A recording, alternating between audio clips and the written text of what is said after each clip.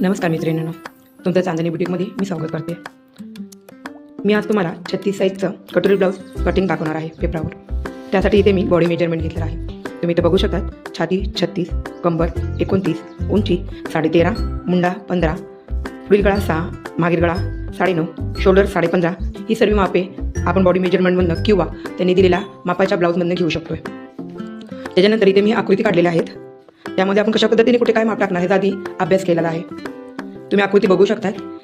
इथे आडवा गळा 2 घेतलेला आहे, शोल्डर 3 घेतलेला आहे, मुंडा 6, पुढील गळा त्यांचा 6 असल्यामुळे अर्धा इंच वाढून 6.5 पुढील गळा घेतलेला आहे. इथं घडी आपण 9ची टाकलेली आहे.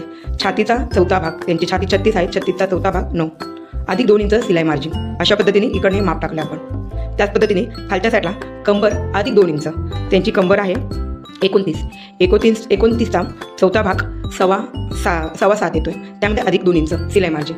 त्या पद्धतीने ते इथे माप टाकलेला आहे. आपण काटकोन करून घेतलेला आहे. त्यानंतर योगपट्टीची उंची, कमरेकडच्या साईडची योगपट्टीची उंची 3 इंच, तर मधल्या बाजूला 4 इंचचं माप घेऊन आपण योगपट्टीचा आकार दिलेला आहे. त्यानंतरच इथे आपण कटोरीचं माप टाकलेलं आहे 5.5. इथे 5.5वर आणि तसंच ह्या गोल आकारावर, मुंड्याच्या आकारावर आतल्या साईडला तिरकं 2.5 इंचावर पॉईंट घेतलेला आहे आणि त्यालाच आकार देऊन कटोरीचा आपण आकार दिलेला आहे. हे अशा प्रकारे आपण आधी बेसिक मापांचा अभ्यास करून घ्यायचा आहे. अशा प्रकारे पाटाण आणि बाहीचं सुद्धा आपण इथे माप टाकलेलं आहे. आता आपण हे माप कागदावर कशी काढायची ते बघणार आहोत.